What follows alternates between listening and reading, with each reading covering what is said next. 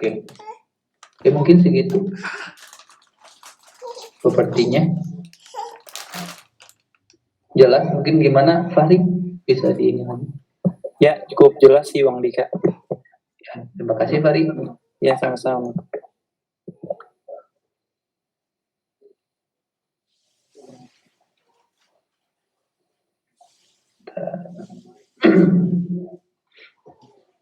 Nah, ini bentar. Saya di-mute ya.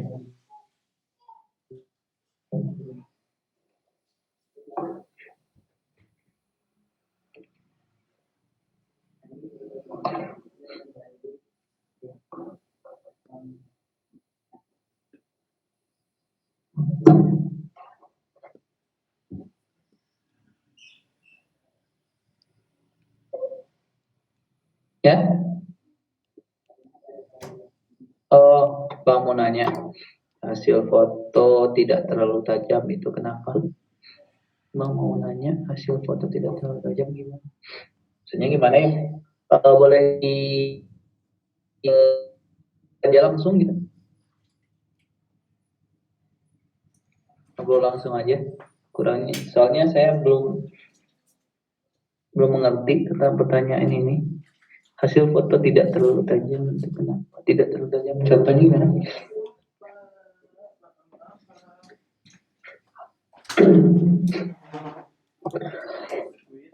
Sorry. Ini bukan orangnya yang Aulia Rahmi ya? Coba diiniin aja Kang Arif. Unmute. Oke.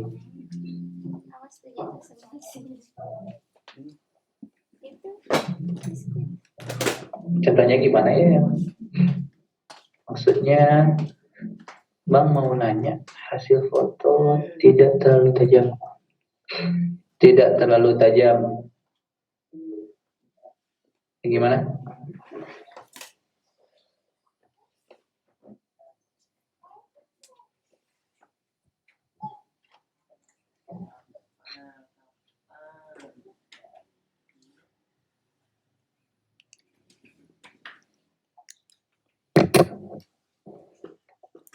Gimana?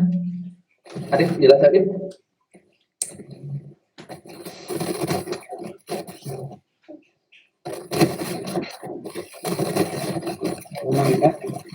Ya. Mungkin bisa dijelaskan aja gitu kenapa. Apa aja sih faktor berapa aja sih yang bisa mempengaruhi ketajaman hasil kita ya? Kameranya. Untuk ketajaman hasil ya, nanti ya. Untuk ketajaman hasil seperti ini, bentar saya. Ya, untuk ketajaman hasil itu bisa dilihat dari diafragmanya atau aperture-nya.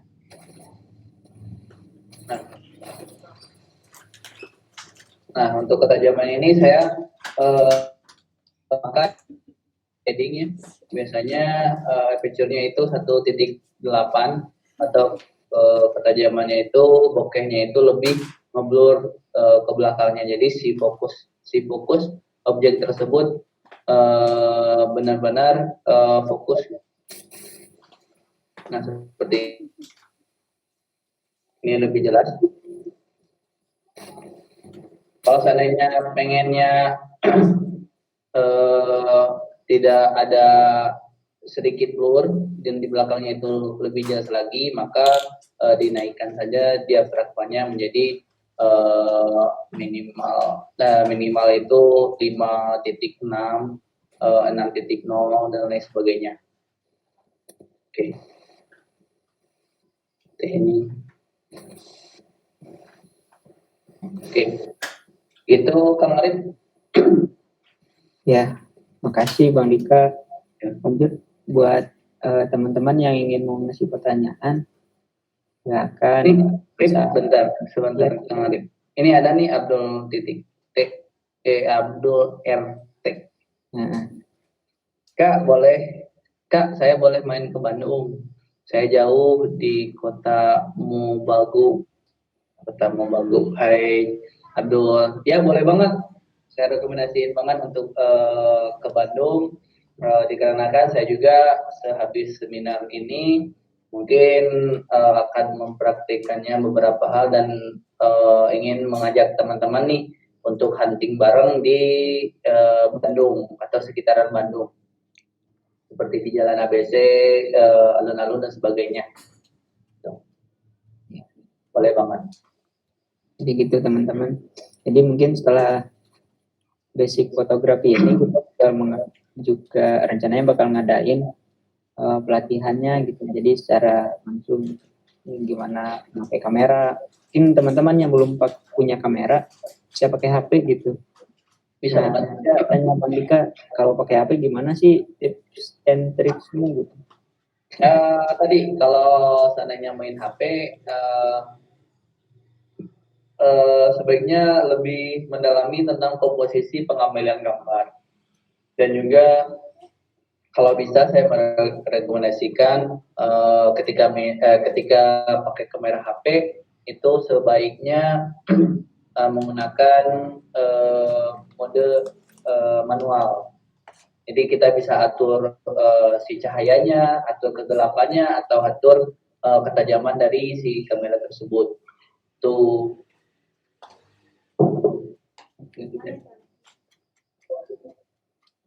Nah kan buat teman-teman yang mau bertanya bisa lewat chat atau langsung.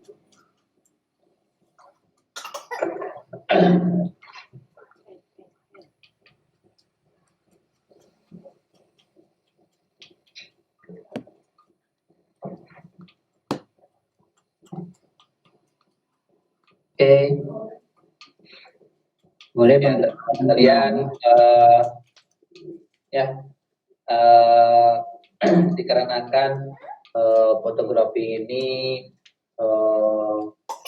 kebanyakannya itu praktik ya, bukan hanya teori saja, makanya kita kalau seandainya sering-sering praktek, sering-sering memakai kamera, maka si visual kita itu akan terlatih dengan sendirinya, dan kita bisa menghasilkan gambar yang komposisinya itu nggak harus terpaku kepada teori tersebut gitu. Asalkan emang hasil foto itu bercerita dan foto itu bisa hidup gitu. Oke. Ini ada pertanyaan nih Bang Dika dari boleh. Debbie. Nih Debbie udah berapa kali nanya ya? Dua kali. Kapan coba foto pakai kamera analog? Oh, pernah.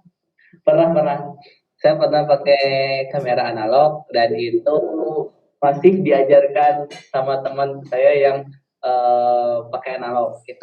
Dia itu udah emang bagus banget ya untuk pakai kamera analognya. Tetapi kalau saya sendiri pribadi untuk kamera analog itu masih belum bisa gitu. Takutnya ada kebakar gitu ya, si frame-nya itu, sehingga blur kayak gitulah. Tapi saya mencoba untuk menguliknya lagi kamera analog karena dikarenakan sekarang itu kamera-kamera yang lama, yang jadul kayak gitu bakalan muncul lagi ke dunia, ke zaman sekarang gitu. Jadi melihat estetiknya itu lumayan bagus ya. Jadi lebih ke retro lah gitu. Si hasil fotonya tersebut. Kalau saya sendiri pernah mencoba tapi belum mahir dalam memakai kamera analog. Dan belum punya juga. Kalau udah punya mah insya Allah. Oke, makasih Bang Dika. Sama-sama. Ada lagi bertanya? Kita sharing aja ya, diskusi ya. Teman teman-teman yang pengen Bandung, saya juga insya Allah sama tim di Edukor juga yang mewadahi kami gitu sebagai fotografi, insya Allah akan mengadakan hunting bareng sekitar Bandung. Mungkin bisa teman-teman untuk mengikutinya, dan untuk waktu dan tempatnya mungkin nanti menyusul ya, stay tune aja. Oke. Ada lagi? Cukup kayaknya Bang Dika. Oke. Itu ada nih. Oh ya, ada. Oh, Elif April, oke. Gambar foto untuk Apakah ada ini tips? tanya harga nih. Hah? Nama lembar foto. Nah, untuk periode. Bentar. Oh, Abdul. Ya, proper lembar foto. Oh iya. Sorry. Sorry. Tuh, harga per lembar foto. Kebetulan saya untuk vendor fotografi prewedding itu diambilnya bukan per lembar atau per frame-nya atau per filenya ini, akan tetapi bukan ini. Stop sharing. Oke.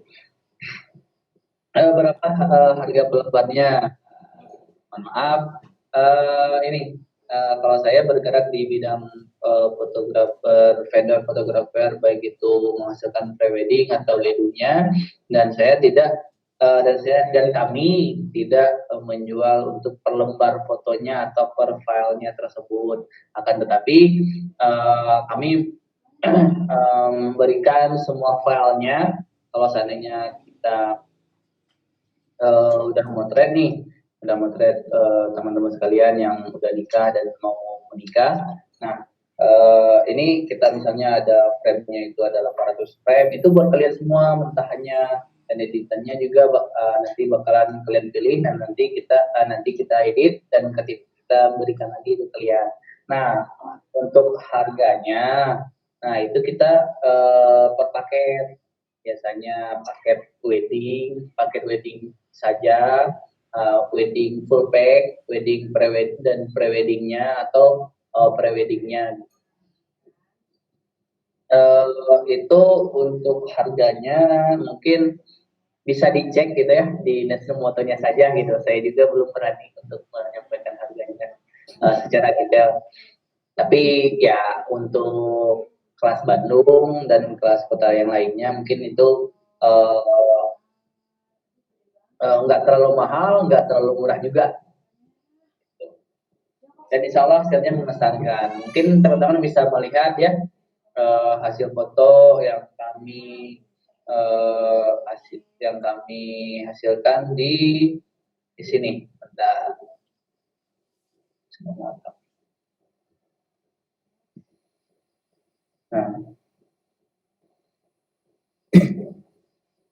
Nah ini nih, teman-teman bisa melihat IG-nya untuk Nesno Moto. Nah ini.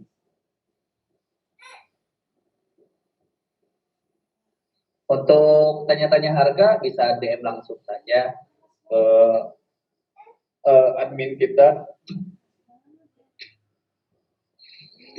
Ini foto pernikahan ada Sunda ya. Sini.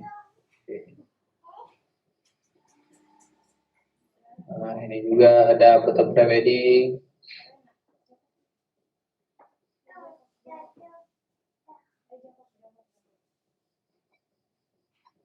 Oke. Sebentar. Nah ini nih. Nah ini foto di alam. Nih. Ini masih di daerah Bandung.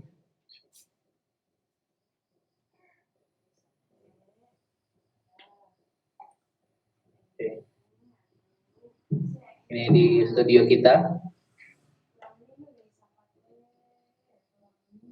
Ini konsepnya restik. Plastik.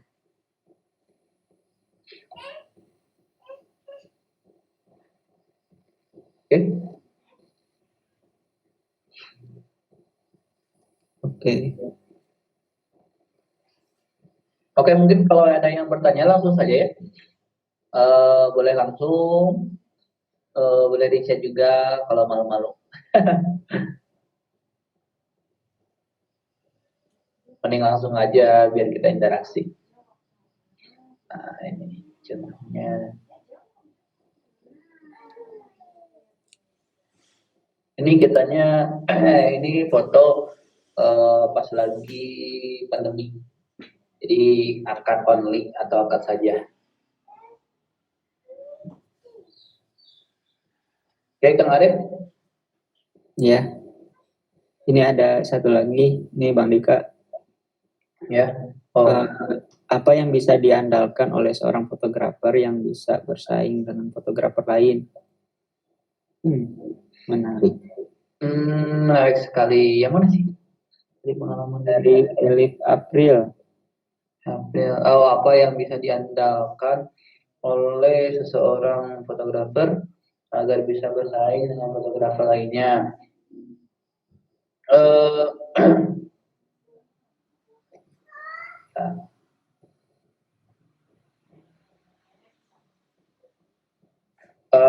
Yang diandalkan itu sebenarnya kualitas foto tersebut dan karakter seseorang, karakter fotografer tersebut gitu.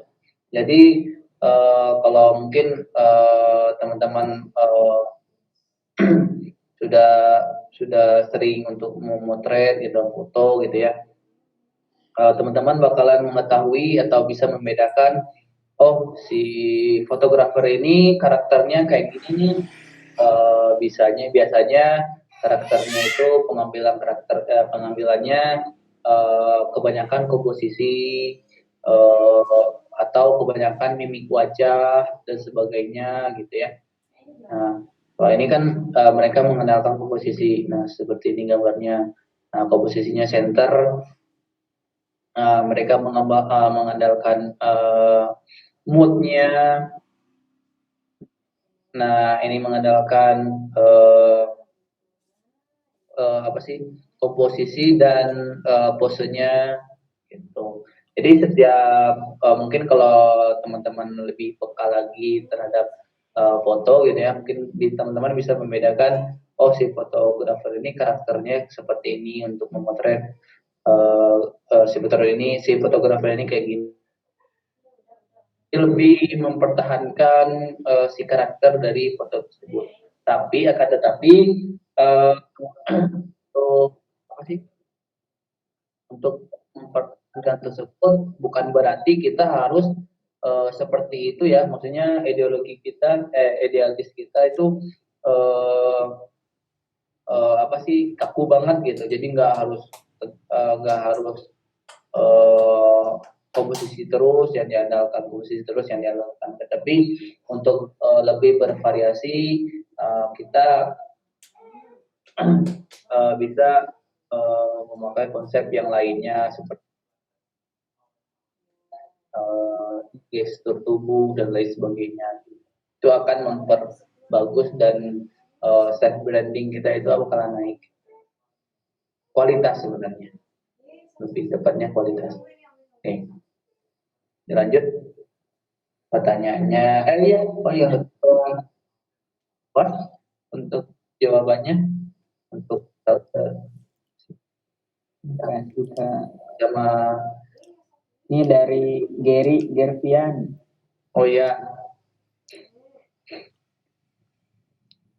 dari pengalaman Kak Dika selama ini, apakah ada rekomendasi buat kami sebagai pemula untuk kamera dan harga yang murah dan berkualitas? Nah, cocok nih, saya mau nanya ini juga sih sebenarnya. Dari pengalaman Kak Dika selama ini, apakah ada rekomendasi buat kami sebagai pemula untuk kamera dan harga yang murah dan berkualitas? Sebenarnya balik lagi sih, untuk membeli kamera tersebut, apakah kita fungsinya dulu, maksudnya fungsi dan tujuannya kita mau beli kamera nih. Nah, fungsinya apaan? Nah, contoh aja, untuk memotret orang, atau memotret wedding lah intinya ya. Untuk kameranya itu sebenarnya nggak harus full frame-nya. Untuk kamera tersebut bisa ya kalau merek mah bisa Canon, bisa Nikon, bisa Sony, bisa dan sebagainya. Nah, untuk si kualitasnya ini sebenarnya hampir sama. Cuma yang membedakan di kamera tersebut ada yang kamera yang full frame, ada yang kamera yang APS-C. Nah, jadi kalau si full frame tersebut hasil dari foto tersebut tidak di crop oleh si kameranya, si sensornya. Kalau full frame itu tidak di crop, dan kalau APS-C itu di crop lagi. Jadi kalau ketika kita memakai lensa 50, kalau memakai kameranya APS-C itu bakalan ke crop dengan sendirinya oleh kamera tersebut. Nah, untuk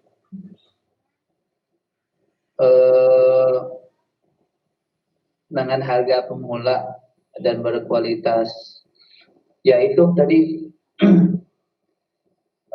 kalau berkualitas hampir semua kamera kalau kita pakai kamera itu hasil yang dihasilkan berkualitas dan sebenarnya sih tergantung si orangnya sih sebenarnya. Kalau dari saya, menurut saya ya, si orangnya, dari biarpun kameranya dalam tanda kutip kurang mendukung untuk lensanya, bukaannya terlalu kecil, diafragma terlalu kecil, ISO-nya bisa noise gitu ya. Itu balik lagi ke orangnya. Nah, bagaimana dia bisa mengatur segitiga exposure tadi, atau komposisi yang dimainkannya bagaimana. Tuh. Yang penting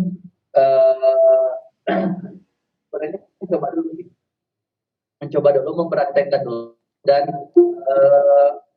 bagaimana si hasil yang kita dapatkan itu lebih wah gitu, lebih bagus.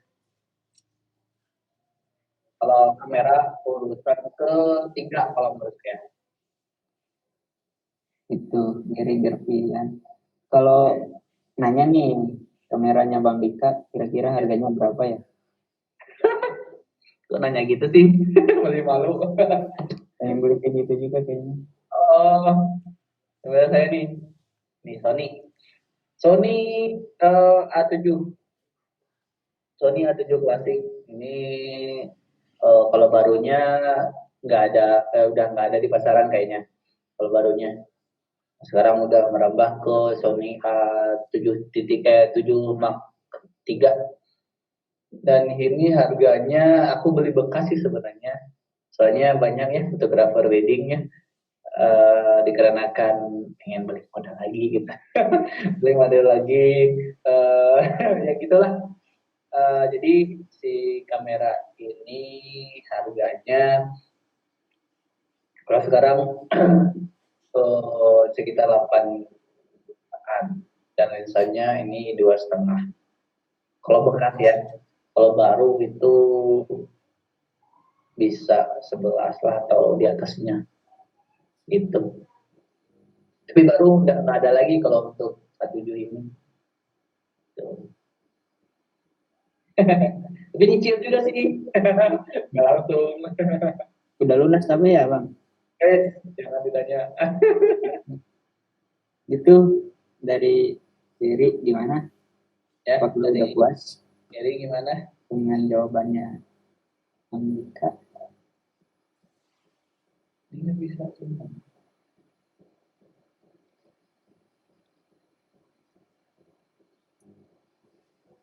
Udah kayaknya ya. Kayaknya udah nggak ada pertanyaan lagi. Kita tutup aja ya sesi tanya jawabnya. Oh ya, saya mau titip pesan bentar. Budget minimal kira-kira berapa, Kak? Oh, budget minimal tuh. Budget minimal ya. Sebenarnya tergantung si kamera yang dipilih. Kalau untuk budget saya kalau untuk pemula ya, saya nggak terlalu merekomendasikan untuk yang beli yang kamera yang mahal gitu ya. Asalkan sebenarnya balik lagi ke kitanya, pemakaian kitanya gitu dan penguasaan si kamera tersebut gitu. Kalau bisa untuk kalau bisa belajar kameranya ke manual saja. Lebih seringnya memakai manual. Jadi jangan auto terus biar bisa lebih belajar lagi. Dan untuk budgetnya berapa ya? Ya kalau untuk beli kamera yang APS-C itu bisa sama lensanya itu bisa di harga 5-an. 5 sampai 10 itu udah lumayan bagus untuk kameranya. Baik itu DSLR maupun mirrorless ya. Oke, dilanjut ya.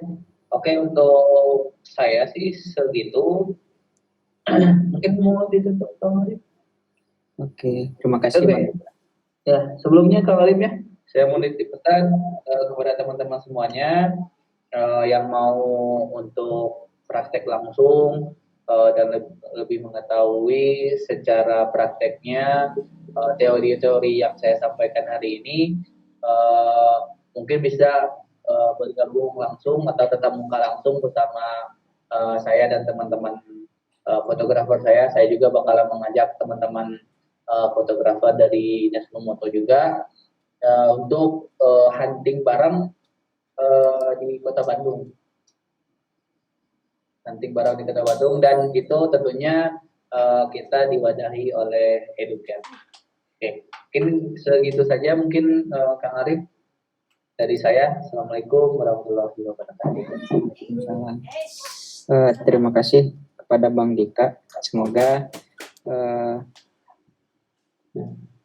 yang disampaikan Bang Dika jadi amal baik kita buat Bang Dikanya dan buat kitanya bisa jadi buat nambah wawasan, nambah ilmu. Semoga buat teman-teman bisa dipraktekin gitu, karena dengan apa yang kita punya, kalau kita punya HP, pakai HP, kalau kita punya kamera, ya maksimalkan. Karena namanya fotografer itu lebih banyaknya di lapangan. Kalau Bang Ikan juga tadi saya nanya-nanya, katanya dia belajarnya dari praktek, learning by doing, jadi nggak dari teori aja. Oke, gitu teman-teman.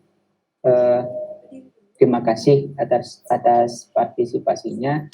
Saya mohon maaf nih kalau ada kesalahan teknis dari awal dan kesalahan dari saya pribadi sebagai moderator. Alhamdulillah acaranya mungkin udah berjalan. Buat teman-teman nanti yang hadir di sini akan mendapatkan sertifikat ya. Terima kasih. Saya tutup. Assalamualaikum warahmatullahi wabarakatuh. Waalaikumsalam warahmatullahi wabarakatuh.